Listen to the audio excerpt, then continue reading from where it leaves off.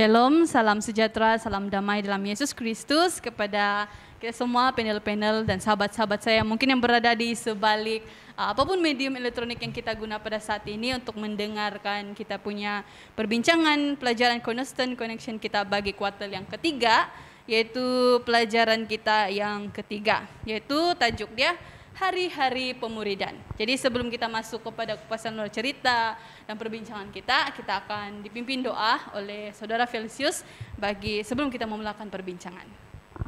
Baiklah, mari kita semua tunduk kepala dan bersatu dalam doa.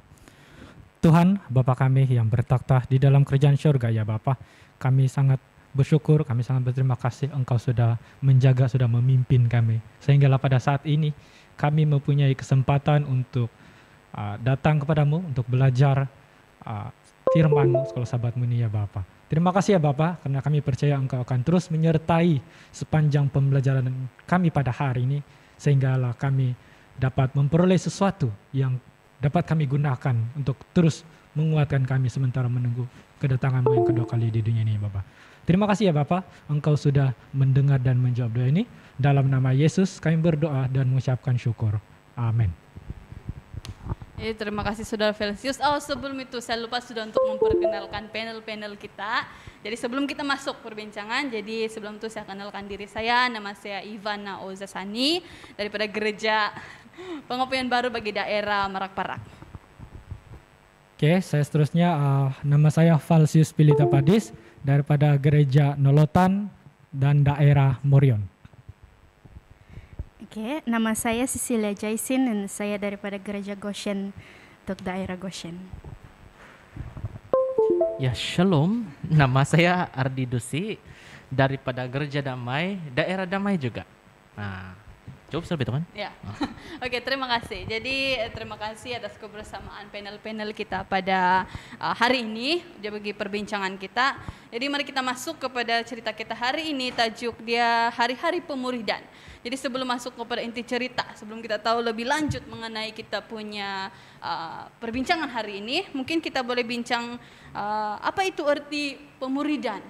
Jadi sebelum saya minta pendapat dari para panel-panel lain, saya senang untuk kasih bagi sedikit idea kepada kita, apa itu pemuridan. Jadi menurut satu sumber, dalam sumber website penginjilan yang saya rujuk, pemuridan ini adalah satu proses bertumbuh ataupun berkembang untuk menjadi segambar ataupun serupa dengan Kristus, yaitu kita mengerjakan kehendak Tuhan. Itu pemuridan begitu ya. Jadi mungkin Saudara Ardi, apa betul kan? Apa nih pemuridan kalau bagi pendapat kau? Pemuridan bagi pendapat saya macam yang kita boleh lihat, dia ada perkataan apa itu murid di sana. Berarti itu adalah dalam betul. Dia sangat direct, murid, pemuridan macam satu proses di mana kita menjadikan diri kita murid atau diri orang lain murid. Jadi buat masa ini saya ingin cakap yang pemuridan itu bagi saya adalah satu proses di mana kita meletakkan diri kita di tempat seorang murid untuk belajar daripada seseorang individu atau ialah seseorang individu yang mempunyai kuasa atau mempunyai ajaran yang ingin diajar, dan kita itu meletakkan diri kita sebagai murid untuk belajar daripada dia. Oke, terima kasih Saudara Adi. Mungkin ada lagi daripada Saudara Cecilia ataupun Felsius? Oke, bagi pandangan saya lah, pemuridan saya setuju dengan pendapat Saudara Ardi tadi, di mana pemuridan itu menjadi seorang murid. Dan apabila kita mau menjadi seorang murid itu maksudnya kita mau relakan diri kita untuk belajar sesuatu perkara. Dan sudah pasti dalam kita punya sekolah sahabat ini mengajar kita untuk menjadi ataupun kita mau belajar daripada guru kita yaitu Yesus sendiri. Saya setuju dengan pendapat mereka. Macam tidak saya boleh tambah apa-apa sebab secara definisinya murid itu adalah seorang yang ingin belajar daripada seseorang yang lebih mengetahui. Dan itulah yang saya paham dengan pemuridan ini. Ya, terima kasih. Jadi terima kasih, ataupun kita boleh kasih simpul lagi, pemuridan ini adalah kita rela untuk dibentuk ataupun diarah ataupun diajarkan firman Tuhan deh. Jadi apa dikaitan nih tajuk kita dengan kita punya inti cerita hari ini kan? Jadi sebelum kita masuk lagi, jangan dulu sebar-sebar. Oh tanya, saya mana saya tahu. Kita masuk kepada flashlight kita. Saya bacakan flashlight kita pada hari ini. Dia bilang, pada semua orang yang berada di bawah pelatihan Tuhan, hendaklah menunjukkan suatu kehidupan yang tidak sama dengan duniawi, adat kebiasaannya, praktikal-praktikalnya, dan setiap orang memerlukan satu pengalaman pribadi dalam usaha memperoleh satu pengetahuan akan kehendak Tuhan. Jadi kita harus secara pribadi mendengarkan Dia, berbicara dalam hati. Bila setiap suara yang lain didiamkan, lalu dalam ketenangan kita menunggu di hadapannya, itu ketenangan jiwa, itu membuat lebih jelas suara Tuhan yang mengundang kita untuk, di dalam Mazmur 46 ayat 11 dia bilang, diamlah dan ketahuilah bahwa akulah Tuhan. Dia bilang, di sini sajalah perhentian yang benar didapat, dia bilang. Jadi kita dapat gambaran sudah kan bagaimana kita punya, mungkin cerita kita hari ini mengenai begini-begini bilang kita kan. Jadi Ya mungkin bagus juga nih kalau kita tengok balik ini yang bagian flashlight dia ada begitu tadi dia bilang. Dalam Mazmur 46 ayat 11, sorry ya saya terpotong kok. Tidak terus kan? Ya, dalam Mazmur 46 ayat 11 dia bilang diamlah dan ketahuilah. Dia bilang itu saja dulu. Kita coba tengok ya, diamlah dan ketahuilah. Di mana tempat lain yang kita biasa dengar ini? Bukan di kelas kah? Yeah. Kalau kita di kelas kan selalu cigo kita bilang, dengar dulu. Saya bilang cap. Jadi sebagai murid nih, dikasih terang betul di sini flashlight. Yang pertama kamu harus buat itu adalah diam dulu. Jangan dulu kamu yang bersuara. Sebab kalau kamu bersuara, kamu tidak akan dapat dengar apa yang akan masuk di telinga kamu. Dan dalam ini konteks dalam ayatnya dia bilang Mazmur 46:11, diamlah dan ketahuilah. Lepas itu diikuti bahwa akulah Tuhan. Baru dia beri pengertian apa yang dia mau kita paham. Oke, teruskan. Terima kasih. Jadi macam itu juga kita kalau macam orang sesuatu cakap sama kita kan nggak, mesti kita dengar baru kita paham kan. Kalau kita terus mencela nggak, sebenarnya ada maksud dia lain yang dia mau sampaikan nggak, kita mencela gitu kan. Jadi terima kasih sudah sangat jelas. Jadi ayat kunci kita hari ini dalam Markus 6 ayat 30-31. Kita minta Cecilia untuk bacakan kepada kita. Oke, ayat kunci Markus 6 ayat 30 dan 31.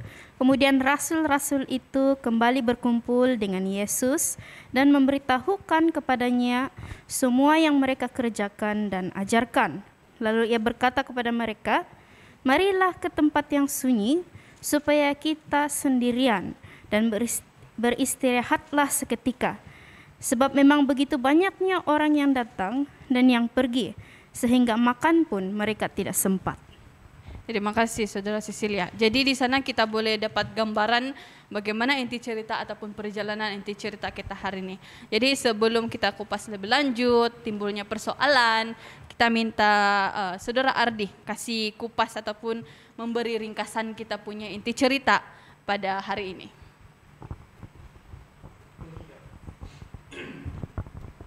Saya rasa kita punya inti cerita pada pada petang ini dia sangat orang cakap sangat simple dan tidak asing lagi, bukan untuk kita saja tapi untuk orang di sana, tapi untuk memberi kamu pemahaman ringkas mengenai apa yang berlaku.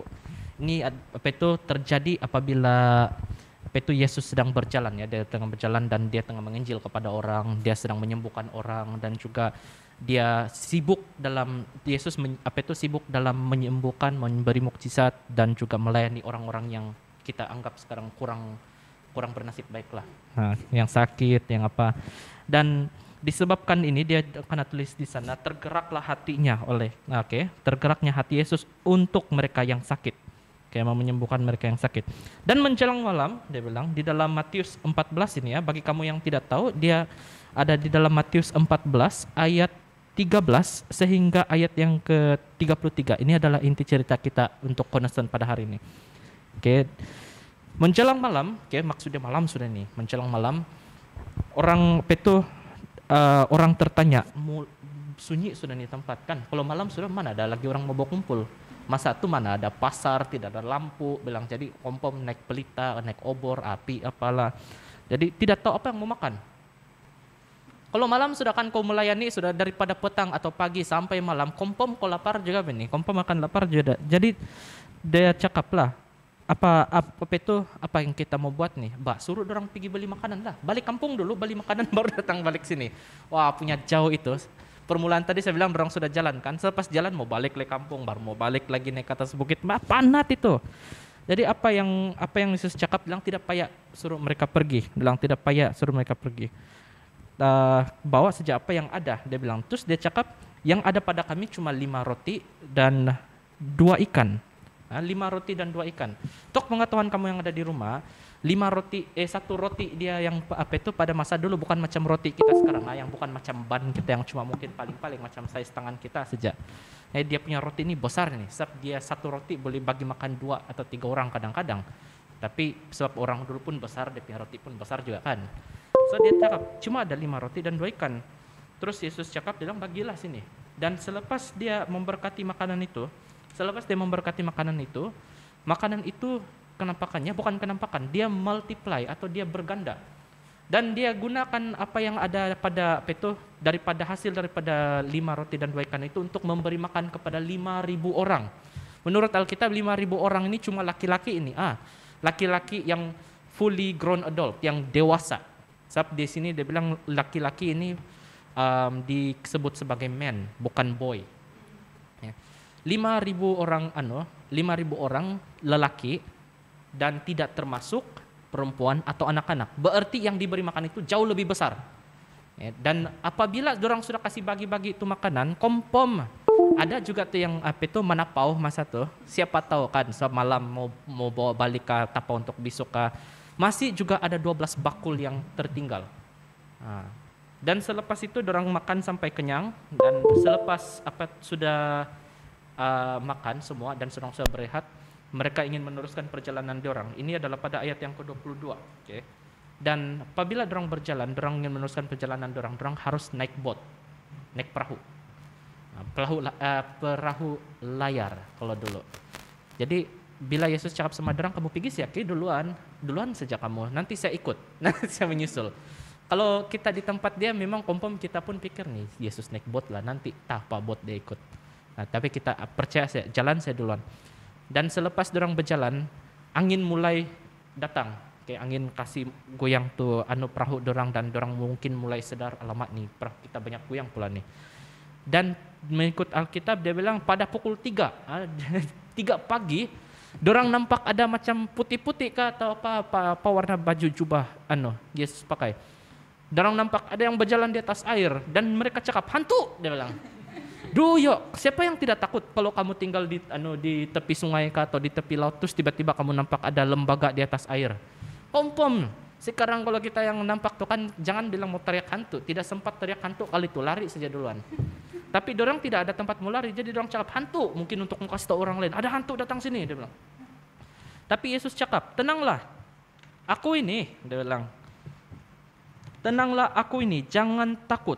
Lalu Petrus pun bercakap sama dia, Tuhan, dia bilang, Tuhan, apabila engkau suruhlah aku datang kepadamu berjalan di atas air. Dalam arti kata lain, kalau memang itu kau, kasih benar saya berjalan di atas air macam kau. Dan Yesus cakap, oke, turun. Nah, si Petrus mula berjalan. Bila dia berjalan kan, dan dia rasa ada angin sedikit, terus dia perasan yang, kenapa saya mula mau tenggelam? Saya mula mau tenggelam. Dan apabila dia mulai tenggelam, dia panik, baru dia cakap sama Tuhan, Tuhan tolong. Dia bilang, baru dia betul-betul mau cakap yang itu tuh bukan hantu lagi. Tuhan tolong. Ya, Tuhan tolong aku. Lalu segera Yesus mengulurkan tangannya, memegang dia dan berkata, hai orang yang kurang percaya. Orang yang kurang percaya, dia bilang, mengapa engkau bimbang? Kenapa kau takut? Lalu mereka naik ke perahu dan angin pun redalah. Tadi saya bilang ada angin datang, jadi angin pun reda. Orang-orang ada perahu tuh dia cakap, oh memang kaulah Yesus anak Allah. Itu aja kita punya inti cerita sebenarnya pada hari ini. Saya kasih tambah sedikit supaya kita boleh lebih berimajinasi untuk memahami ini cerita ya.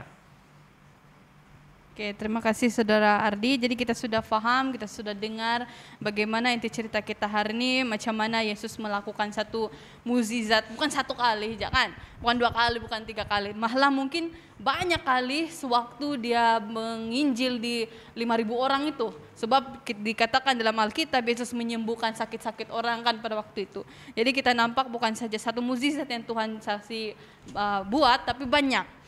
Jadi terima kasih Saudara Ardi. Mari kita kasih kupas mari timbulkan persoalan kita daripada kita punya inti cerita pada hari ini. Jadi salah satu persoalan kita boleh baca dalam soalan yang kedua sini, kupasan luar cerita, dibilang bagaimana Yesus menggunakan kebolehan dia ataupun talenta dia. Satu nopo saya boleh cakap sebelum kita ada jawaban daripada saudara lain panel-panel kita. Satu nopo kebolehan ataupun talenta di Tuhan mengawal ribuan orang. Bagaimana ribuan orang itu boleh mendengarkan firman Tuhan pada waktu itu. Kalau kita macam kalau di sini sama sana mungkin kita akan dengar juga kan apa dia cakap. Jadi salah satu macam mana kita boleh baca dalam situ flashlight dia bilang, bila setiap suara yang lain didiamkan, lalu dalam ketenangan kita menunggu di hadapannya, ketenangan jiwa itu membuat lebih jelas suara Tuhan.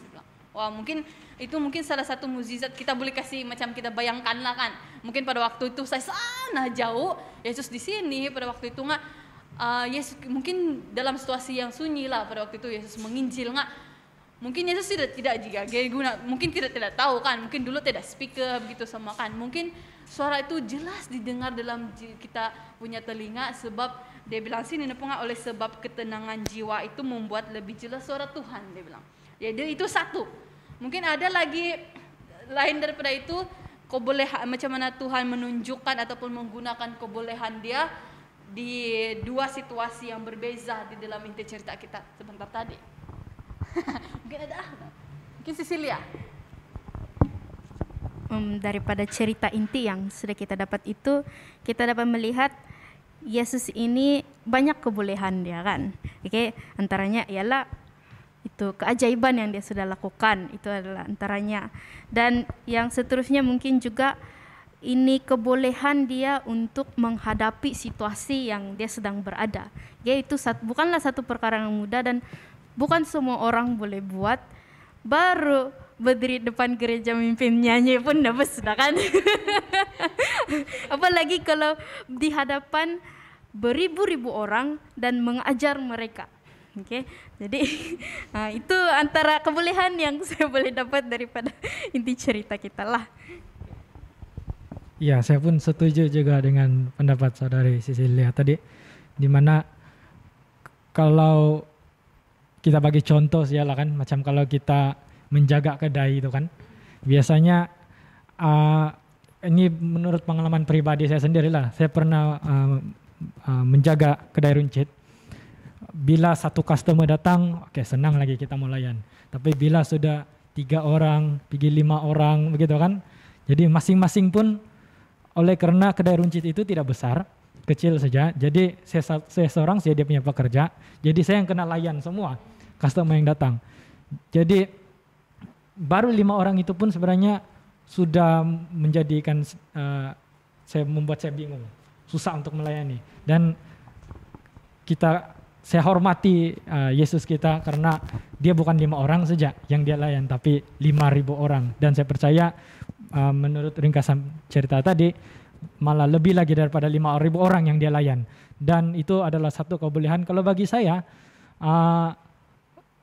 sedang dia melayani lebih daripada 5.000 orang dan dia juga melakukan mukjizat-mukjizat, saya percaya itu satu kebolehan yang orang boleh cakap satu dalam sejuta mungkin begitu. Tidak orang yang dapat melakukan seperti Yesus. Oke, terima kasih. Mungkin ada lagi, terus si Ardi ketawa-ketawa tadi, mungkin ada satu timbulnya persoalan ataupun ide. Ya, saya terpikir saya selepas dikasih kongsi tadi pengalaman si Saudara Falsius, terus saya terpikir saya punya pengalaman dulu kan mengajar di kelas ya. Jangan bilang budak-budak ini kira belia-belia sudah nih 16 tahun.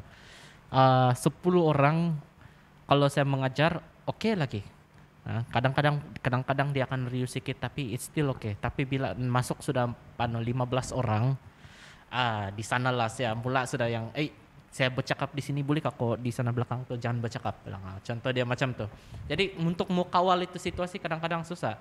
Dan pas saya punya pengalaman juga bila bertugas di gereja kan kadang-kadang bila saya diminta untuk membuat pengumuman. Contoh sih lah membuat pengumuman ini penting kan, kita mesti buat semua orang diam dulu. Oke, kita ada pengumuman.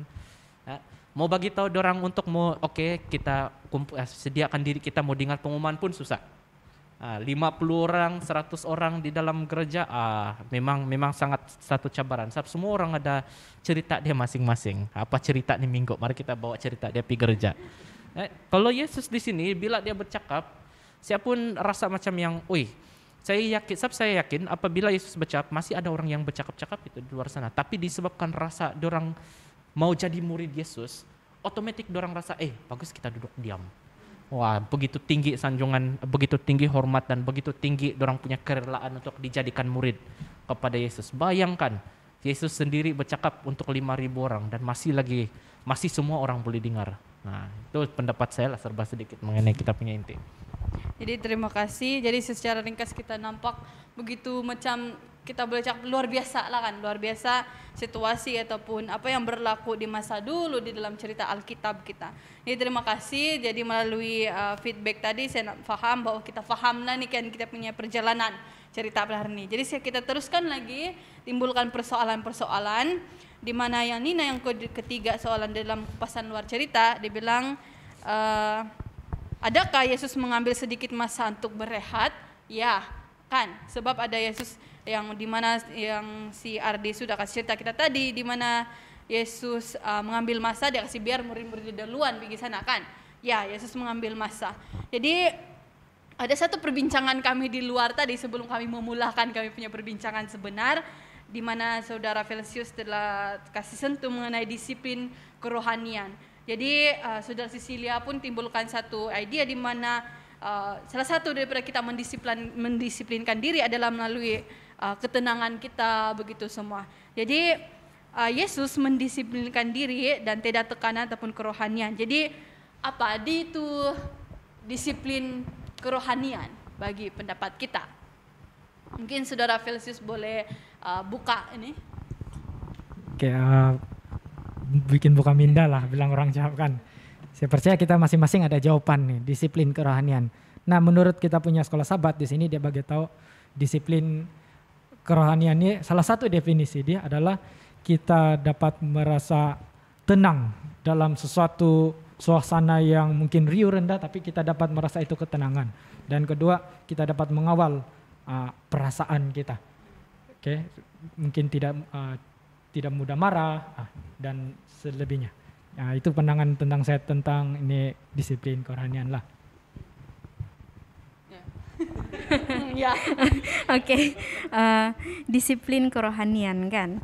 Saya rasa mungkin kita boleh belajar daripada cara Yesus menjalani kehidupan dia ini kan untuk disiplin kerohanian ini. Kita sentuh sedikit bahwa Yesus mengambil masa untuk diri dia sendiri dan pada waktu itulah saya rasa cara dia menjalani ini disiplin kerohanian dia yaitu memberi fokus kepada dirinya sendiri. Oke, saya sudah melayani beribu-ribu orang. Sekarang saya ingin mengambil masa untuk diri saya sendiri dan untuk memenuhkan lagi diri saya dengan connection yang lebih rapat dengan Tuhan agar saya boleh menyediakan diri untuk melayani di luar. Dan saya rasa itu ide yang saya adalah. Jadi terima kasih dan juga apa yang saya dapat melalui dorong tadi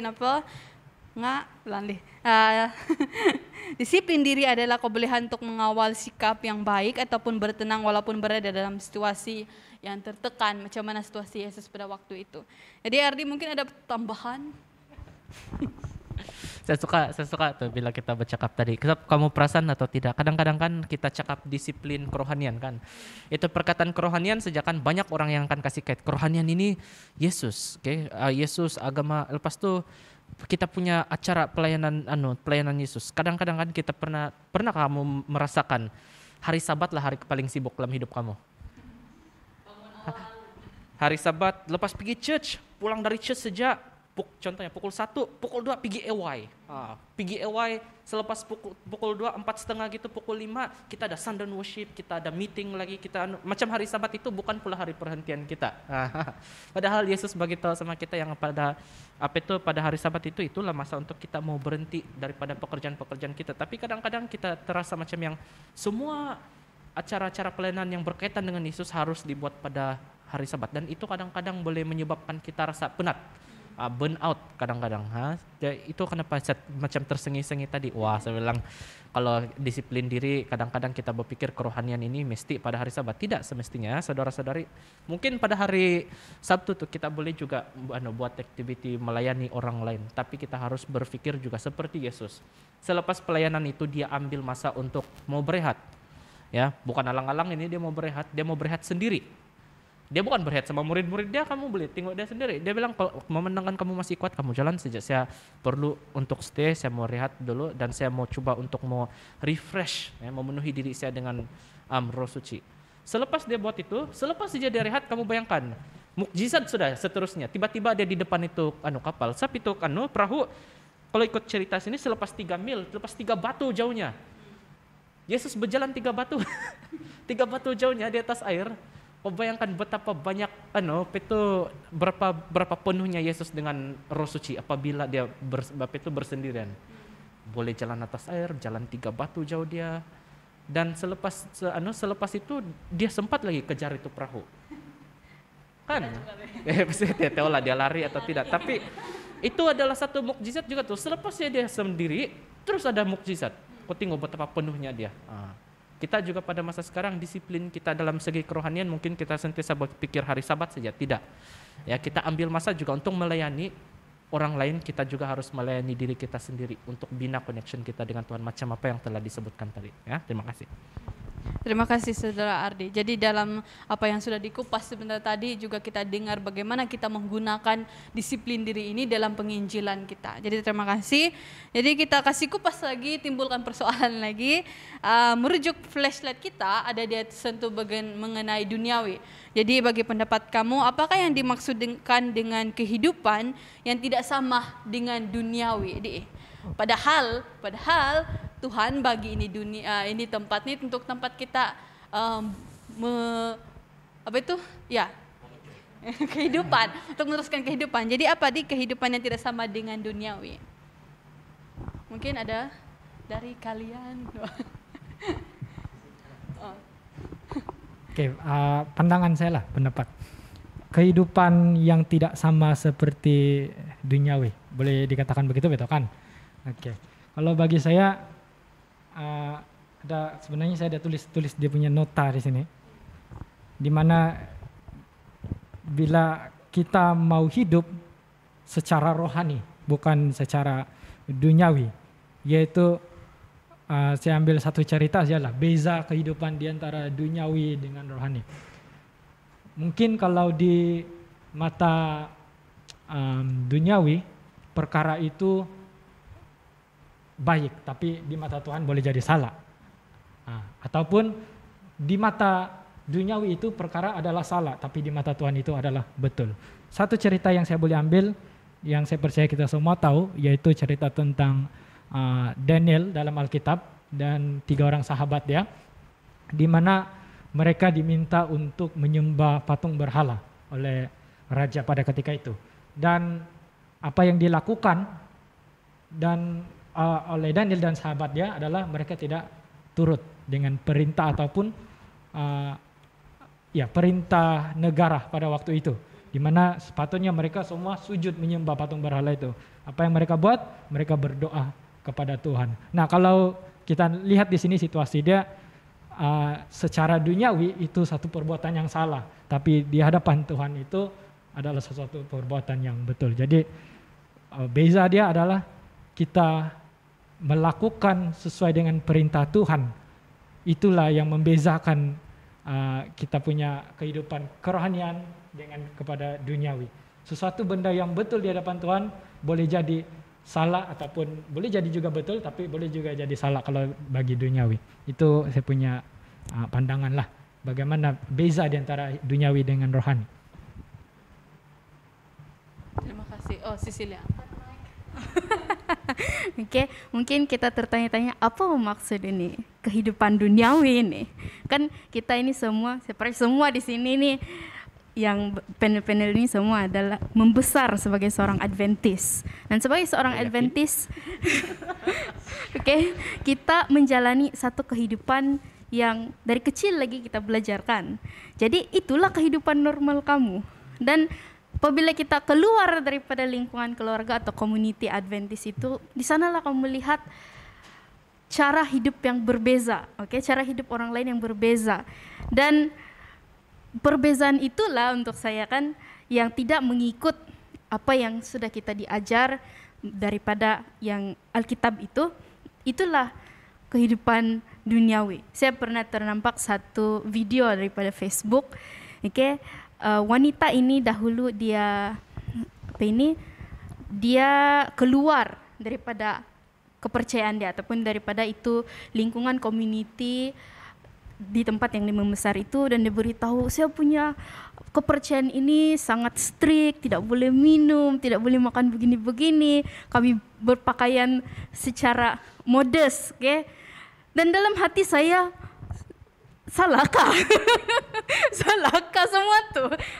Apalah masalah dia tidak buat semua itu? Untuk saya itu juga yang kita buat, kita tidak minum, banyak makanan yang kita tidak makan, dan pakaian kita jaga. Dan untuk orang yang senang dengan perkara duniawi ini, perkara yang kita buat ini sesuatu yang untuk mereka mungkin tidak seronok. Dia berbeza. Iya, lebih kurang begitulah kan. Jadi kehidupan yang tidak mengikut duniawi itu adalah seperti yang dikatakan tadi, ialah menurut apa yang diajar di dalam Alkitab dan mengikut kehidupan apa yang Tuhan mau kita buat. Terima kasih Saudara Cecilia. Ini Dasyana. Jadi ataupun kita lebih kasih ringkas gitu, kehidupan duniawi ini adalah berbeza ataupun yang melanggar perintah Tuhan lah kan. Kita boleh cakap begitu, sebab apa yang Tuhan perintahkan kalau kehidupan kita dalam duniawi, apa yang kita dapat buat di dalam dunia ini sangat berbeza kan. Kalau kita tengok banyak benda yang sebenarnya menjadi kebiasaan tetapi sebenarnya tidak menurut perintah Tuhan kan gitu. Jadi Saudara Ardi angkat kening gini tadi, mungkin ada tambahan? Ya, saya bukan juga penambahan, sebenarnya penguatan apa yang kamu cakap tadi. Saya suka itu poin apabila si Cecilia kasih highlight apa yang biasa dengan kita, apa yang biasa dengan diorang. Alkitab pun sendiri kasih cakap mengenai isu-isu ini. Dia bilang keinginan daging itu bukannya keinginan Tuhan. Kita punya keinginan sebagai daging adalah kita cenderung untuk melakukan apa yang berdosa di hadapan mata Tuhan. Jadi apabila orang itu tidak terdedah kepada Tuhan atau ajaran-ajaran Tuhan atau kasih Tuhan, otomatik yang macam yang kompom bilang tidak. Dia punya kecenderungan akan lebih kepada apa yang biasa bagi duniawi. Contohnya, macam saya sudah pernah berada di dalam community di mana orang membesar tanpa mengenal Yesus Kristus ya. Bagi orang minum itu tidak ada masalah. Mau minum itu tidak ada masalah, dan bagi kita, kalau kita yang join sama dorang kompom bilang, Tuhan bilang tidak bagus untuk mau indulge diri kita dengan aktiviti bilang nih, tapi bagi dorang itu adalah sesuatu yang sangat normal. Bukan setakat normal, kalau kau tidak buat ini memang bukan kawan lah kau. Bukan kamcing lah kau. Gitu.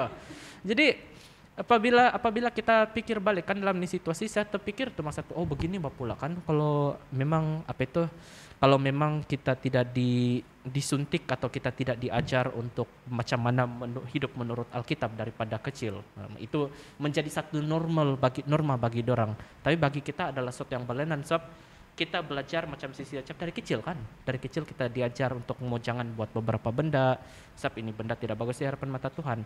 Dan inilah yang akan membezakan betul kita di antara orang yang memegang kerohanian kepada Tuhan dengan yang hidup dengan daging. Adalah apabila kecenderungan dalam hidup kita ini bercenderung kepada siapa? Kepada melakukan apa yang benar di hadapan mata Tuhan atau melakukan apa yang benar di hadapan mata manusia, macam yang disampaikan oleh Brother Paulus juga tadi. Jadi thank you sebab sudah kasih utarakan itu poin. Jadi terima kasih juga. Jadi apa yang kita boleh kasih ringkas, kehidupan yang tidak sama dengan dunia. Mungkin kita membesar dalam keluarga Kristen, ataupun mungkin ada yang tidak membesar daripada keluarga Kristen ataupun dari dominasi lain. Saya sendiri secara pribadi sebenarnya saya memang dari keluarga Kristen tapi dari dominasi yang lain. Jadi mungkin ajaran kita tuh berbeza-beza kan, perbedaan tuh. Namun membesar dalam keluarga Kristen itu mengajar kita sesuatu yang berbeza dengan duniawi. Dan terima kasih setiap kita punya utara idea tadi, saya pun terasa, oh ya ada perkara baru yang saya belajar. Jadi terima kasih. Kita masuk lagi dalam persoalan yang banyak persoalan yang kita mau persoalkan. Satu, mungkin saya minta kesaksian pribadi ataupun pengalaman kehidupan kamu. Pernahkah Anda meragui rencana Tuhan dalam kehidupan kamu? Seperti mana si Petrus tadi, macam kami punya perbincangan di luar sebelum mula tadi, Saudara Ardi ada bagi kasih highlight. Saya sendiri pun terlepas di mana si Petrus karena angin sikit sejak bilang gitu kan, karena angin sikit terus dia terus macam yang dia mau tenggelam, terus dia tenggelam. Terus Tuhan cakap di sana, dia bilang mana sudah gitu, hai orang yang kurang percaya, mengapakah engkau bimbang, dia bilang. Jadi mungkin kita secara pribadi mengalami sesuatu yang begitu di mana kita meragui itu kuasa Tuhan. Mungkin Saudara Felsius. Ini pengalaman pribadi kan ya? Kesaksian ini. Kesaksian kan. Mungkin ada lah yang ringkas kali dari saya. Mungkin ada tambahan lagi dari panel yang lain. Kesaksian. Bagi saya, kalau waktu saya dulu beberapa tahun yang lalu, waktu saya masih lagi belajar di college, satu cabaran yang selalu saya lalui adalah tentang belajar itu sendiri. Okay? Dan saya sebenarnya mengaku saja kalau waktu zaman college ini biasa buat kerja semua last minute. Jadi namun begitu, walaupun last minute semua berjaya. Berjaya kenapa? Sebab saya percaya itu semua bantuan daripada Tuhan. Dan ada juga masa-masa di mana tidak berjaya. Tapi bila sudah melalui banyak pengalaman dengan Tuhan, kadang-kadang pada waktu itu mungkin contohnya saya bilang bantu dalam assignment begini begitu, saya berdoa kepada Tuhan. Namun macam tidak dijawab itu doa dia. Jadi terasa macam, Tuhan kenapa tidak dengarnya doa? Dia bilang. Tapi sebenarnya bila kita berkembang kerohanian kita dalam Tuhan, dalam apa sekalipun yang terjadi di hadapan kita, percayalah bahwa semua itu ada sebab. Kenapa kadang ada Tuhan jawab doa, kenapa kadang Tuhan mungkin kita terasa doa kita tidak dijawab, sebab mungkin itu menjadi satu pengajaran bahwa kita harus lebih bersandar, kita harus lebih banyak masa meluangkan masa kita untuk datang kepada Tuhan. Jadi itu pengalaman saya lah. Mungkin ada tambahan dari panel lain kali. Kalau saya secara pribadi, kalau bilang meragui ini bimbingan Tuhan ini, mungkin macam saya mungkin tidak ada betul pengalaman untuk yang itu. Tidak balik-balik kah? Hah? Bukan balik-balik juga lah. Balik-balik. Tidak balik-balik meragukan. Macam untuk secara pribadi tiada betul memori saya untuk itu, tetapi sangat apa kuat ini ya. Mengharapkan terus kepada Tuhan itu dan mempercayai Tuhan itu dan tidak meragui bimbingan Tuhan itu, saya mempunyai pengalaman kalau yang itu. Terutama sekali ketika pandemik mulai berlaku dan saya berada di luar negara, saya sedang menuntut di university kita, di Andrews University. Jadi apabila pandemik itu berlaku, pelajar disuruh pulang. Okay? Tetapi pelajar internasional boleh dikatakan dia orang benarkan kami tinggal dalam kampus. Tetapi kampus pada waktu itu sangat strict, tidak boleh keluar dari bilik. Boleh juga keluar tetapi sendirian, tidak boleh berkumpul lah. Okay? Jadi pada waktu itu saya berbincang dengan family, adakah saya perlu pulang. Perancangan saya adalah untuk tetap tinggal di sana selama 2 tahun. Dan saya baru berada di sana untuk macam 3 atau 4 bulan saja. Okay? Saya baru saja sampai sana dan sekolah ditutup. Lepas tu saya berbincang dengan family, rancangan saya untuk stay di sana untuk 2 tahun, untuk jimat kos itu untuk pulang balik pergi sini. Jadi tanya-tanya macam mana. Jadi dia bilang kalau sekolah suruh pulang, bagus pulang. Dan itulah yang saya buat. Saya bilang, oke, kalau Tuhan mau saya pulang, saya percaya dia akan urus segala-galanya. So pada waktu itu banyak effort karena kasih kurang dia punya kapal terbang, oke? Jadi banyak penerbangan itu dikurangkan dan banyak betul penerbangan dibatalkan atau ditunda. Jadi tidak menentu, masa-masa yang tidak menentu. Jadi apabila semua perkara itu berlaku, memang nervous, hati ini nervous. Sebab satu ketentuan itu sedang berlaku. Kau tidak tahu apa yang akan berlaku hari esok. Jadi pada waktu itu, oke, dalam hati saya, oke, kita try, kita pulang. Jadi beli tiket dan ketentuan di sana ialah kita tidak tahu sama ada tiket itu akan dibatal atau tidak, oke? Akan dibatal atau tidak. Dan selepas saya beli itu saya jadi sangat takut, oke? Saya sangat takut dan dalam hati saya kemungkinan besar akan cancel, oke? Jadi betul-betul malam itu saya dapat email karena cancel. Karena cancel, bukan lagi karena tunda, karena cancel terus. Karena cancel terus saya jadi nervous. Macam mana lah ini? Saya jauh di perantauan, tiada keluarga di sini. Dan itu saya berbincang kembali dengan family saya dan dia bilang kita berdoa lah. Kita berdoa dan kita minta bimbingan Tuhan. Jadi saya berdoa dan saya berdoa kepada Tuhan, Tuhan, saya takut. Saya takut, saya mau pulang. Itu dalam hati saya. Tetapi kalau rencana kau adalah untuk saya tinggal di sini, saya percaya yang kau akan menguruskan segala-galanya. Dan selepas saya berdoa itu, barulah saya bertenang. Saya bertenang dan saya urus balik tiket. Saya urus balik tiket. Dan syukur saya balik di sini, dan segalanya berjalan dengan lancar, tidak ada masalah dalam perjalanan, jadi segala berjalan dengan lancar. Jadi itulah pengalaman kalau kita membiarkan Tuhan yang atur jalan untuk kita. Mungkin tidak seperti yang kita rancangkan, tapi Tuhan tahu yang terbaik. Amin. Makasih. Saudara Ardi, kau ketawa-ketawa tadi. Mungkin ada daripada saudara Ardi. Kalau ikut betul kan saya punya tragedi di Thailand masa belajar lebih kurang. Saya order tuh tiket daripada bulan 3 ditunda. Oke, mungkin dia bagi kami harapan tahu Air Asia, minta maaf ya. Dia bagi kami harapan minggu depan dia bilang oke, ditunda. 2 minggu dari sekarang ditunda daripada bulan 3 actually bulan 2 sampai bulan bulan 7. Last saya cancel. Saya minta full refund. Bayangkan, dalam itu ada lebih 10 kali dihantar email kepada kami ditunda, minta maaf, tidak dapat. Ya, saya rasa banyak kan. Tapi itu sudah kena kasih tahu daripada sisi lain. Mungkin saya boleh kongsi lah yang itu terus terang sebagai biarpun saya adalah seorang PhD, saya terus terang memang tidak adalah manusia yang tidak akan pernah hidup tanpa keraguan. Ya, dan saya salah satu contoh orang yang penuh dengan penuh dengan keraguan bukan kepada Tuhan, rancangan Tuhan, tetapi kepada diri saya.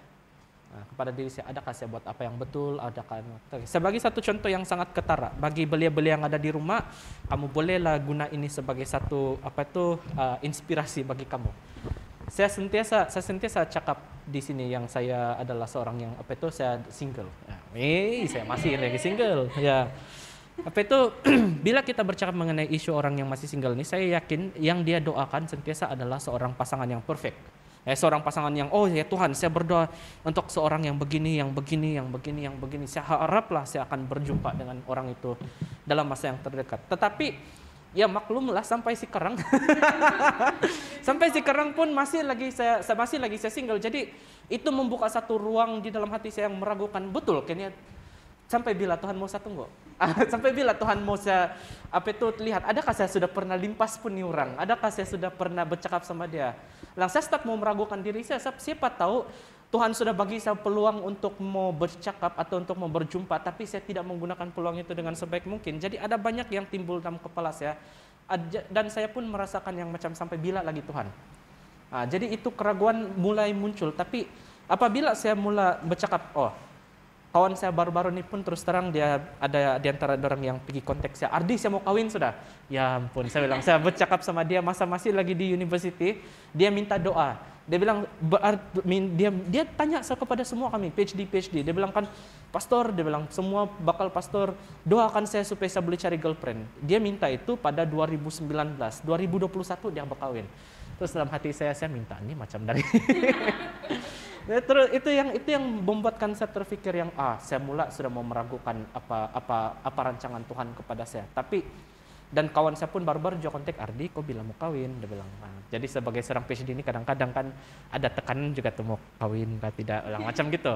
Terus bila saya bercakap sama orang kan dan saya kawal emosi, disiplin kerohanian, saya coba untuk mengawal emosi, saya berdoa dulu sebelum saya jawab kawan saya. Saat dia tanya dia tanya betul-betul, dia bukan setakat macam dengan tujuan mau tahu, dia tanya betul-betul. Saya tenangkan diri, saya berdoa. Dan tiba-tiba saya tergerak untuk mau bagi tahu sama dia. Saya bilang kalau Tuhan ada merancang untuk saya yakin biar dia lambat atau tidak, dia akan tetap tepat pada waktunya bagi Tuhan. Tidak kira apa sejak keputusan yang saya buat dalam hidup saya yakin yang di penghujung dia itu adalah semua sebahagian daripada rancangan Tuhan untuk meletakkan saya di sini, untuk menyediakan saya bagi situasi ini. Dan saya rasa di penghujung jalan itu nanti pertanyaan dia bukannya bersedia sudahkah saya sedia sudah kamu kawin, bilang bukan itu.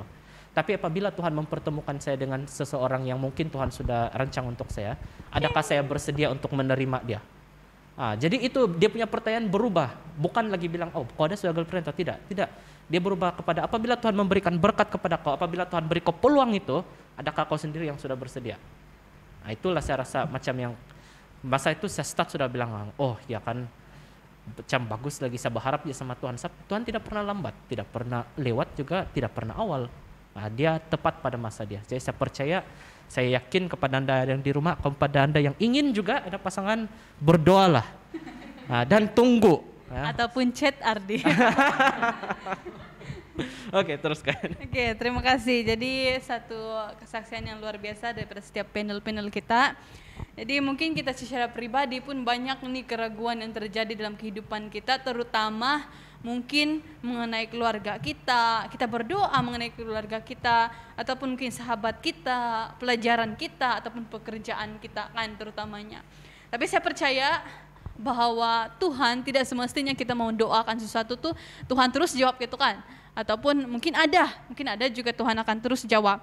Jadi terima kasih, sangat sangat baik. Jadi Pak, dia kasih ketawa aja Pak. Jangan lupa chat Ardi. Jadi kita teruskan, kita punya perbincangan ini mengenai secara pribadi kita lah. Bagaimana kita mengatur masa kita untuk berdoa ataupun membaca Alkitab ataupun ada masa untuk bersama dengan Tuhan. Bagaimana kita mengatur masa kita? Mungkin Saudara Cecilia boleh kongsikan supaya kita boleh tahu, mungkin saya boleh coba cara dia nih supaya saya lebih dekat begitu kan. Jadi dipersilakan. Oke, untuk saya secara pribadi saya ini jenis yang kalau boleh saya rancang dulu. Oke, saya rancang dulu apa saya mau buat, baru saya akan ikut tuh rancangan. Jadi bukan jenis yang go with the flow, buat terus. Oke, jadi untuk saya dan keluarga saya, dulu kami selalu buat, waktu gereja itu masih dibuka, sebelum pandemik ini berlaku, gereja itu memang confirm every Sabat mesti pergi. Dan setiap hari Rabu itu kami pergi. Kalau ada Vespa hari Jumat, kami pergi. Tetapi apabila semua itu tidak boleh dibuat sudah dan gereja ditutup, semuanya bergantung kepada pilihan. Apa yang kamu pilih mau buat? Jadi untuk saya dan keluarga saya, kami memilih untuk membuat kebaktian setiap hari, pagi dan petang. Mula-mula itu tidak dinafikan, bukan mudah, sebab itu satu perubahan dalam kehidupan kita. Dia bukan satu perkara yang mudah dan otomatis relax terus mudah pula ini. Tetapi dia perlu konsistensi, oke? Ya, perlu disiplin, oke? Untuk buat, kita tetapkan jam begini kita ada worship. Kalau jam itu tidak berkesan untuk kamu, ataupun kamu bilang, masa itu saya masih mau buat begini-begini, tidak masalah, tukar. Yang penting masih ada waktu untuk Tuhan. Oke, kalaupun kamu bilang, jam 7 mungkin tidak ngam, jam 6 terlampau awal, jam 9 lah, tidak masalah. Ambil, itu kamu punya pilihan. Kamu yang atur masa itu, yang penting ada waktu untuk Tuhan. Terima kasih Saudara Cecilia. Mungkin dari Saudara Felsius. Ya, satu pandangan daripada saudari Cecilia yang sangat baik, mana membuat kebaktian keluarga, dan saya percaya itu sebenarnya sangat penting dalam kebangunan kerohanian kita. Dan kalau bagi pandangan saya, tambahan kalau dari saya, selain daripada kebaktian keluarga, kita juga perlu mempunyai masa seperti dalam sekolah sahabat, masa sendiri kita yang diluangkan untuk Tuhan. Nah, menurut apa yang sudah saya belajar, yang saya sudah paham dari kecil, di mana bila kita mau mendekatkan diri sama Tuhan adalah antara dia melalui doa. Jadi kalau dalam Alkitab dia mengatakan bahwa bila kita mau berdoa itu kita perlu mencari suatu tempat ataupun keadaan yang tenang, sunyi, seperti mana waktu Yesus sebelum dia disalibkan, dia mengambil masa untuk berdoa seorang diri, mencari tempat yang tenang. Kalau saya tidak salah Taman Getsemani pada waktu itu, dia mencari tempat yang sunyi, yang tenang, dan kalau saya tidak silap dikatakan dalam Alkitab dia berdoa itu pada waktu subuh. Karena waktu subuh itulah sebenarnya masa-masa yang kurang kesesakan. Kalau sekarang mungkin keadaan kita apalagi mungkin ada yang tinggal di pekan begini, mungkin biasa kalau jam 7 malam, jam 6 petang begitu kan, kita mau berdoa, mengambil masa, kadang-kadang ada kereta limpas lagi, terus terganggu sudah. Jadi itu mungkin kita boleh ambil contoh bagaimana Tuhan Yesus sendiri itu mengambil masa dia kepada Allah untuk berbicara, dia mencari tempat yang tenang. Dan ini pernah kami laksanakan di gereja sendiri, di gereja Nolotan, di mana kami mengadakan 30 hari berdoa begitu, dan jam-jam itu kami ambil waktu subuh, jam 5 subuh begitu. Kami mengambil masa pribadi bersama dengan Tuhan, dan kemudian kalau ada Zoom baru berjumpa dalam Zoom begitu. Dan saya percaya saat ini juga pada ketika ini di wilayah ataupun daerah masing-masing ada ini pelayanan Zoom perjumpaan di sebelah subuh, dan saya percaya itu antara waktu-waktu yang kita boleh gunakan dan yang patut kita ambil, jangan kita lepaskan untuk lebih mendekatkan diri kita kepada Tuhan.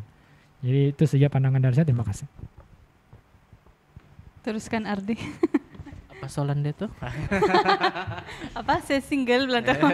Apa saya single. Kalau bagi saya setuju dengan apa yang si Cecilia cakap, dengan apa yang si Felsius cakap. Bahkan pada masa sekarang nih pun kan, kami di wilayah 3 kami ada nih satu sesi yang kami panggil doa subuh ya. Kami ada sesi diketuai atau diselenggara oleh Brother Solman, di mana kami berkumpul setiap 4 pagi ya, 4 pagi, bayangkan, bukanlah pukul 5, 4 pagi berkumpul di ruangan Zoom untuk mau berdoa bersama-sama. Nah, saya terus terang saya mempunyai cabaran untuk bangun pagi ya. Terus terang mempunyai cabaran bangun pagi, bukan karena saya tidak dapat bangun, tapi sebab saya pun jenis yang tidur lewat. Tidur dalam pukul 1 atau pukul 2 begitu, saya tahu dia tidak berapa sehat, dan saya masih lagi dalam proses coba untuk mau atur lagi saya punya jadwal. Tapi bagi mereka yang dapat menjoin ini sesi berdoa, saya terus terang antara yang join ini adalah orang yang sibuk, yang assignment sekolah dalam hal lagi siap final exam inilah itu, dia bilang, masih ada masa kamu join yang pukul 4 pagi? Masih ada, pastor. Oh, saya tanya lah, macam mana lah dengan pelajaran kok? Ayah, atau pastor secara pribadi terus terang selepas time saya belum lagi ikut nih doa pagi nih kan, saya stres ya tuh. Tapi masa saya ikut nih doa pagi kan, saya tahu diambil masa saya pada waktu pagi untuk mau berbincang, untuk mau berdoa bersama, tapi saya rasa lebih tenang. Dan lebih boleh fokus di dalam setiap pelajaran. Oh, puji Tuhan, saya bilang, puji Tuhan kamu dapat lebih fokus. Bagi saya pula, saya punya jenis pelayanan dan bagaimana saya merapatkan diri dengan Tuhan atau bagaimana saya melakukan tugasan saya seharian. Ada orang yang menghabiskan masa dengan membaca Bible, ada yang menghabiskan masa dengan berdoa, tapi saya lebih kepada go punya orang. Berarti saya akan tanya saya punya kawan-kawan, ada yang orang depres. Pelayanan saya lebih kepada pelayanan individu. Individu, saya tanya bagi mereka yang ingin bunuh diri, rasa tidak puas hati, ditinggalkan ibu bapak bercerai, contoh dia. Dan mereka rasa macam nilai diri orang hilang. Itulah orang-orang yang saya kendali atau orang-orang yang saya bantu setiap hari dengan tujuan supaya orang boleh lihat diri orang seperti mana Tuhan melihat diri orang. Nah, kenapa saya pilih ini adalah karena Alkitab Yesus pernah mengatakan apa yang kamu buat kepada orang lain kamu buat itu kepada saya. Nah, jadi saya buat macam ini sebab saya yakin kalau saya boleh jangkau jiwa-jiwa ini kepada Tuhan, saya yakin yang apa saja yang akan berlaku selepas itu Tuhan akan jaga ini orang. Dan Tuhan pada masa yang sama akan jaga saya juga sepanjang pelayanan ini. Itulah kenapa saya rasa macam yang selepas saya dengar sisi saya ini jenis yang begini, si Valsius begini kita punya. Saya ini pula jenis yang spontan. Ada free time, kok oke kah bro? Macam mana hari kau? Tanya dia, macam mana ibu bapak kau, macam mana family kau yang sakit, masih lagi sakit, perlu doa. Jadi kita akan saya jangkau orang melalui cara macam itu kalau saya. Dan itulah pelayanan pribadi saya. Terima kasih. Jadi saya juga ingin mengungsikan secara pribadi kami. Saya sendiri bukan sejujurnya. Saya tidak juga setiap hari saya akan membaca Alkitab. Tidak, saya tidak begitu. Dan tidak juga setiap hari saya akan menghabiskan satu di dalam penginjilan. Saya tidak begitu. Tapi saya secara pribadi, walau dalam seminggu tuh mungkin ada juga masa saya ambil untuk belajar. Ada juga masa saya ambil untuk berdoa khusus untuk rencana saya untuk hari-hari depan ataupun rencana saya pada waktu itu. Dan juga kalau kami punya keluarga kami juga tidak juga selalu buat kebaktian. Tapi asal kami buat kebaktian kan kami akan gambar, lepas itu posisi itu kami punya family group. Jadi mesti kami punya family group akan tahu lah apa kami buat gitu. Jadi kalau satu hari itu ataupun kebiasaan pada hari itu sepatutnya kami buat kebaktian, kakak saya lah selalunya sebab dia bukan di sini. Dia tanya, kamu tidak buat ke hari ini? Bilang. Terus kami pun, oh iya kan, bilang. Terus kami pun, kami buat lah begitu. Jadi satu kebiasaan yang kami buat bukannya selalu, tapi ada juga masa kami buat kebaktian bersama, perkumpulan bersama. Bukan selalu, tapi bila kamu buat, kamu pastikan yang kamu buat itu untuk Tuhan kan. Iya, itulah yang paling penting itu, betul. Kadang-kadang ada yang mau turun, mau buat lagi. Kalah suruh. Ya betul. Jadi terima kasih, satu perkongsian yang sangat luar biasa bagi saya. Jadi soalan yang terakhir sudah nih, sebelum mungkin dari saya lah, mungkin ada lagi soalan yang timbul daripada kamu, yaitu secara pribadi kamu bagaimana kamu mengawal emosi, tekanan ataupun kesedihan dengan mempunyai hubungan kerohanian yang baik dengan Tuhan. Seperti mana situasi kita sekarang bukan sahaja mungkin kalau kita sebagai student bukan saja tekanan pelajaran, tapi mungkin tekanan daripada keluarga kita, mungkin sebabkan ODL sekarang kita belajar melalui online saja. Jadi mungkin gangguan di rumah itu juga menjadi satu pressure sama kita kan. Jadi kamu macam mana, ataupun dari segi pekerjaan kita juga, kita punya masa terhad macam ni kita perlu balik sudah, tidak boleh sudah jalan-jalan di mana dan sebagainya lah kan. Jadi mungkin kamu macam mana kamu mau kawal ini emosi kamu, perasaan kamu, kamu punya ialah emosi lah kan, macam mana kamu mengawal. Mungkin saya dahulukan daripada saudara Valsius. Baik, saya coba cakap apa yang saya ingat saya lah. Mungkin kalau pendapat dari saya, perkongsian yang saya boleh sampaikan dari segi mungkin pekerjaan lah. Kalau saya ini kerja saya boleh cakap work from home. Di mana-mana pun boleh buat itu kerja. Tapi dalam ini kerja ada banyak cabaran, ada banyak rintangan yang perlu dilalui, dan salah satu yang paling penting dalam saya melakukan kerja adalah mengawal emosi. Bila saya tidak dapat kawal emosi, boleh jadi kerja itu menjadi, kalau Indonesia bilang berantakan, dia bilang gitu. jadi susah untuk dilakukan. Nah, dan apa yang saya selalu lakukan bila saya di satu keadaan emosi yang orang bilang cakap tidak stabil, pertama sekali adalah saya ingat Tuhan. Dan untuk dapat melakukan keadaan seperti itu, untuk dapat datang kepada Tuhan memohon bantuan atas kekurangan, perlu merendahkan diri. Jadi bila kita sedar situasi itu, kita dapat merendahkan diri kita, barulah kita dapat mencari Tuhan untuk memohon bantuan. Dan bila kita sudah dapat berbicara permasalahan kita kepada Tuhan, saya percaya kita akan mendapat ketenangan, kita dapat jalan penyelesaian bagi permasalahan kita. Jadi itu antara cara saya lah untuk menghadapi masalah kurang stabil emosi. Begitulah dikatakan. Oke, itu saja. Oke, untuk saya mengawal emosi ini, orang bilang darah muda ini cepat panas baran. Kesabaran pun, kalau untuk saya secara pribadi ini kurang sedikit sabar. Tapi jarang pun saya nampak kau marah. Kan saya kawal mah. Dari dulu lagi saya tahu, jarang marah nih. Susah saya nampak kau marah. Kawal mah. Oke, jadi untuk saya secara pribadi, kalau saya pergi ke kerja, saya bukan kerja dari rumah, oke, dan saya berhadapan dengan customer regularly, oke, selalu mereka datang, dan apabila kita berhadapan dengan berbagai jenis orang, ada yang tidak ngambil dengan kita, oke, ada yang tidak ngambil dengan kita, dan di sanalah waktu itu kamu akan merasa tertekan dan stres, dan emosi itu mau keluar, oke, kamu mau marah pun ada, oke, tetapi saya apabila keadaan itu sangat ekstrim untuk saya, di mana saya rasa saya tidak boleh kawal sudah emosi saya akan berdiri di tempat saya berada itu dan tutup sementara mata saya, dan saya berdoa kepada Tuhan, Tuhan berilah saya kekuatan, berilah saya ketenangan untuk menghadapi situasi ini. Dan doa yang sangat pendek, dan saya akan ambil nafas yang dalam, kemudian saya kasih hembus. Dan selepas itu biasanya perasaan yang membuak-buak mau keluar itu dia akan reda. Oke, dia akan reda. Dan cara yang lain itu ialah coba untuk seperti yang dikatakan oleh saudara Felsius, ialah merendahkan diri, dan untuk selain daripada itu coba memahami kenapa dia bertindak begitu. Apabila kita coba untuk memahami kenapa mereka bertindak begitu, barulah kita akan pikir diri kita, oke, apa kemampuan saya? Apa yang saya boleh buat untuk mereka? Dan itu yang membolehkan untuk saya mengawal itu emosi lah, dan tidak berpikir saya saja. Oke. Ardi, Kalau pasal customer ini kan kami ada juga bakery. Nama bakery kami Darlias Bakery, Pak.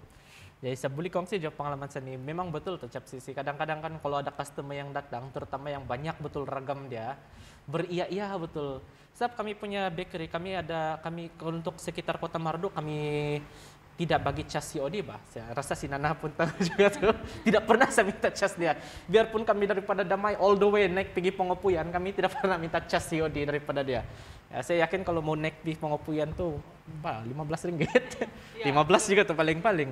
Kami tidak pernah cas dia COD untuk mengantar apa-apa yang dia order, terutama kalau bagian cake.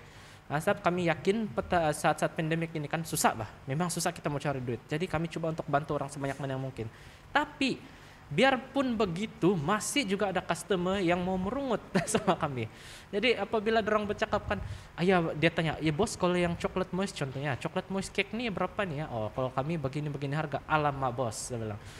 mahal loh. Kalau saya beli tempat kawan saya murah sedikit lah. Kok sebagai seorang yang bekerja di bagian bakery kan, bila kau nampak itu message dia kasih banding kau sama kedai lain barasa ada. Kau rasa macam yang, oh sukatilah, pilih beli daripada dia kalau mau. Tapi yang kopi kecenderungan kan macam kamu type sudah kamu marah sudah sama dia kan. Jadi apa yang saya biasa buat ini saya kongsikan lah sebagai seorang itu belia. Tinggal tutup telepon, kau pergi dulu kasih sibuk diri kau dengan benda lain, nah kasih relax diri kau, dan kau coba untuk kasih tenang diri kau, cuci muka kau, kasih basah kaki kau. Lepas tu baru bila kau rasa kau tarik nafas dalam tu sudah selesai, kau balik pergi telepon kau dan kau coba untuk bercakap sama dia dalam bentuk yang sangat jujur lah. Saya siapa yang biasanya cakap, saya minta maaf, tapi itu saja yang kami boleh buat. Kalau kamu rasa lebih selesa untuk beli daripada kedai lain, kamu more than welcome untuk membeli. Kami tidak apa juga kalau bakery kami bukannya satu pilihan bagi kamu. Selepas itu orang tu tidak pernah kontak kami. Tapi ada beberapa di antara orang yang selepas saya cakap begitu, baru dorang sedar yang saya silap pula sapi itu belum lagi masuk cas COD, kamu tidak pula kan minta COD, baru dorang mau tanya. Itu salah satu daripada benda. Ada juga di mana sebagai belia atau sebagai belia yang diletakkan di bagian kepemimpinan, banyak orang yang tidak akan suka cara kepemimpinan. Contohnya Cecilia, saya rasa sebagai bos banyak ada juga masalah kadang-kadang dengan bukan setakat customer, pekerja sendiri ya. Jadi kadang-kadang kan bila kau rasa marah, kau start mau rasa yang siap bos mah apa yang kau ucap ya. itu perasaan mulai membuat dalam hati kita. Tapi macam apa yang Paulus cakap, kasih rendah diri, dan itulah sesuatu yang sangat susah terus terang dilakukan. Merendahkan diri bukan untuk mau sejak apa yang dia cakap, tetapi untuk tidak mau escalate atau tidak untuk mau kasih naik lagi tuh panas yang ada di dalam sudah. Jadi kita coba untuk saudara saya minta maaf, mulakan dengan minta maaf, tetapi bagi saya sebagai seorang ketua atau sebagai saya mungkin ini lebih baik untuk kita lakukan, tetapi kalau kamu rasa tidak dapat mungkin kita boleh kompromi, mungkin kita boleh cari cara lain. Itulah kenapa macam mana bagaimana untuk kawal emosi. Saya sentiasa coba untuk yang kalau tidak mau mungkin kita boleh cari jalan lain. Kasih rendah betul dirisap, kalau tidak berantakan ya. Saya juga mau bagi pendapat saya secara pribadi mengenai kita, macam mana kita mengawal tekanan dan emosi kita. Jadi saya dari segi pelajar lah, sebagai student kan banyak kerja assignment lah kan, yang lecturer kita bagi. Dan bukan juga saya mau cakap saya ni lebih pandai, tapi saya selalu saya coba untuk memahami dan senang untuk faham sesuatu persoalan, Mbak. Jadi orang lain selalu kami jadi tumpuan yang kena tanya. Oh ya macam mana gitu mau jawab yang ini? Bagus kalau 1-2 orang aja yang mau tanya. Ini banyak. Jadi kadang-kadang saya jenis jarang tengok WhatsApp, Mbak. Jarang saya tengok WhatsApp nih. Jadi kadang-kadang dorong punya soalan-soalan dorong punya WhatsApp di bawah sudah. Jadi yang saya nampak di atas dia kan. Jadi jarang saya scroll macam ini tengok balik soalan. Dan ada yang pergi telepon lagi mau tanya. Zah macam mana mau jawab nih bilang. Terus saya pun saya bilang, saya sendiri pun, ini pun kau terdapat, saya mau cakap sudah begitu, Pak. Macam, ini aja pun kau terdapat jawab, saya bilang. Tapi saya coba untuk faham macam mana saya berada di situasi dorang pada waktu itu. Mungkin dorang betul-betul tidak faham. Lagi-lagi macam saya sendiri pun mungkin saya pernah mengalami di mana saya mau faham betul, saya tidak faham. Jadi kau mau butuh tahu tuh jawaban. Jadi mungkin dorang pun waktu itu dalam situasi begitu, sebab itulah dorang minta bantuan saya bilang. Saya coba untuk faham sentiasa positif. Tapi kadang-kadang terlampau positif pun tidak bagus juga gitu kan. Jadi itu salah satu tekanan yang mungkin saya sendiri secara pribadi dapat. Jadi begitulah saya kawal, saya coba faham situasi mereka, dan kalau dorang tanyakan, saya tidak terus-terus jawab. Mungkin ada juga yang terus-terus saya jawab juga, Mbak. Tapi saya biar juga, saya nampak juga kadang-kadang notification datang dorang punya chat nggak, saya tidak terus baca. Biar dulu nggak, mesti dia tanya yang anu nih kan, saya bilang saya biar dulu. Masa set oke sudah tenang-tenang sudah sedikit, barulah saya pergi di home jawab dorang punya persoalan. Kawan-kawan kau nampak ini video kedapatan karena kasih Tapi saya memang jenis begitulah, tidak jarang tengok WhatsApp. Tapi patutlah saya jawab juga lah persoalan-persoalan yang dorang dapat. Jadi macam itulah saya secara pribadi kawal saya punya emosi. Saya saksi tuh, saya message dia kadang-kadang kan besok baru dia balas. selalu, kecuali yang betul-betul urgent yang macam hari itu saya order dia punya cake kan, itu mesti saya jawab terus jawab. Tadi sok anak si balas. Ya begitu. Jadi terima kasih atas kita punya setiap feedback sebentar tadi. Jadi saya sampai sana saja persoalan saya dalam ini inti cerita kita. Mungkin ada persoalan lagi yang timbul ataupun tambahan daripada kita. Saudara Adi ada? Tiada. Saudara Felsius? Oh, saya sendiri. Oke, Saudara Cecilia. Saya rasa kita sudah cukup lengkap, Oke. Jadi mempelajari semua, ya. Jadi terima kasih. Jadi untuk menutup kita punya pelajaran nih, saya minta setiap panel memberikan satu feedback ataupun kesimpulan daripada hari ini, apa pelajaran baru yang saya dapat, ataupun hari ini kita belajar mengenai apa, begitu-begitu. Jadi kita dahulukan ini dengan Saudara Felsius. Ya, secara ringkas, apa yang kita dapat pelajari daripada konsten kita pada pagi ini, yang ditekankan tentang hari-hari pemuridan. Bila kita menjadi murid Yesus, sudah pasti kita akan merasa lelah, penat dalam melakukan penginjilan. Namun begitu, Yesus katakan dalam Matius 11 ayat 28 hingga 30, saya baca di sini. Marilah kepadaku semua yang letih lesu dan berbeban berat, aku akan memberi kelegaan kepadamu. Pikul lakuk yang kupasang dan belajarlah padaku, karena aku lemah lembut dan rendah hati, dan jiwamu akan mendapat ketenangan. Sebab kuk yang kupasang itu enak dan bebanku pun ringan. Saya suka ini ayat untuk kita bawa sepanjang 1 minggu di masa akan datang ini, di mana bila kita penat, bila kita lelah, bila kita merasa lemah dan tidak bermaya, marilah kita datang kepada Yesus untuk memohon kekuatan. Itu saja. Oke, selain daripada yang kita sudah terdengar sebentar tadi, salah satu pelajaran yang saya dapat daripada kita punya pelajaran sekolah Sabat pada hari ini ialah mempercayai Tuhan itu sangat menyenangkan hati. Sangat menyenangkan hati karena kita tahu Tuhan itu berada dengan kita. Dan seperti di dalam Amsal 3 ayat 5 hingga 6 ini mengatakan, percayalah kepada Tuhan dengan segenap hatimu dan janganlah bersandar kepada pengertianmu sendiri. Akulah Dia dalam segala lakumu, maka Ia akan meluruskan jalanmu. Jadi sekiranya mempunyai keraguan di dalam kehidupan kita, sekiranya kita tidak tahu hala tuju, serahkanlah itu semua kepada Tuhan, dan Tuhan akan mencari jalan. Dan Saudara Ardi. Ya, kalau kita tinggal balikan, kita punya tajuk pada apa itu? Kita punya tajuk cornerstone hari-hari pemuridan ya.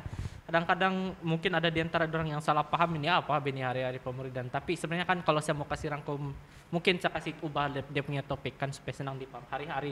Hari-hari seorang pemurid dalam bagian pemuridan ini. Macam mana kita sebagai murid dalam bagian pemuridan merasakan berhadapan dengan hari-hari yang kita ada. Ya, sebagai seorang pemuridan inilah yang kita hadapi, inilah yang akan kita dicabar. Ini yang akan kita berhadapan nanti. Dan bagaimana kita berhadapan dengan situasi ini seperti mana yang telah diajar oleh Yesus. Itulah arti dia pemuridan. Kita macam cakap tadi kan, kita ambil Yesus sebagai kita punya cigu dan kita belajar daripada dia sebagai seorang murid. Nah, inilah situasi kita sekarang nih. Kita adalah murid dan kita ikut apa yang Yesus sudah kasih tunjuk kepada kita. Seperti di dalam ayat yang kena kasih bagi tahu tadi. Dia bilang Amsal 3 ayat 5 anak-anak tadi. Sudah kan? Ya, selalu akan di-highlight. Dia bilang percaya kepada Tuhan dengan segenap hatimu. Dia bilang, lain ini. Dan janganlah bersandar pada pengertianmu sendiri. Akulah Dia dalam segala lakuku, maka Ia akan meluruskan jalanmu. Susah sebagai kita sebagai murid mau buat nih terus terang. Tetapi senantiasa di-highlight, kenapa? Diulang-ulang sampai bosan dia mau dengar. Kenapa? Sebab ini sangat penting. Inilah boleh jadi dasar kepada kita semua. Percaya, sandar kepada Tuhan dan bukan kepada diri kita sendiri. Nah, itu itu kesimpulan yang saya boleh buat. Terima kasih. Jadi melalui kesimpulan yang diberikan kepada setiap panel, kita paham kita punya cerita, kita paham pelajaran kita hari ini. Dan simpulan ataupun yang saya ambil daripada setiap panel, apa yang kita boleh simpulkan dalam pelajaran kita hari ini adalah, marilah kita jadikan diri kita mahu untuk dibentuk oleh Tuhan. Sebab dibaptiskan, mengikut perintah Tuhan, tidak cukup hanya itu yang menjadikan kita layak di hadapan Tuhan, kan? Sebab terlalu banyak lagi perkara yang kita perlu terakai supaya kita, sebab ada saja perkara baru yang kita akan belajar dalam kehidupan kita, terutama dalam kehidupan kita sebagai Christian Adventist begitu. Jadi marilah kita serahkan hati kita bukan hanya melalui pembaptisan, melalui penginjilan, melalui apa yang kita buat setiap hari-hari bersama Tuhan, tapi secara pribadi serahkanlah kehidupan kita kepada Tuhan, mau supaya Tuhan bentuk kita sesuai dengan kehendak Dia. Jadi terima kasih. Sampai sana saja. Terima kasih perbincangan yang sangat menarik daripada kita semua. Jadi untuk menutup kita punya perbincangan hari ini, kita akan dipimpin doa oleh Saudara Cecilia. Oke, mari kita tunduk kepala dan saya akan pimpin kita dalam doa. Dear Heavenly Father, Lord, we are very blessed today, Lord, that we're able to gather and do a discussion on this wonderful message that you have from this Sabbath school lesson, Lord. Lord, we pray that you help us to shape our lives according to your will, Lord. Help us to gain the desire to have you in our lives, Lord, and to constantly feel your presence in our lives, Lord. Lord, thank you for never giving up on us, Lord.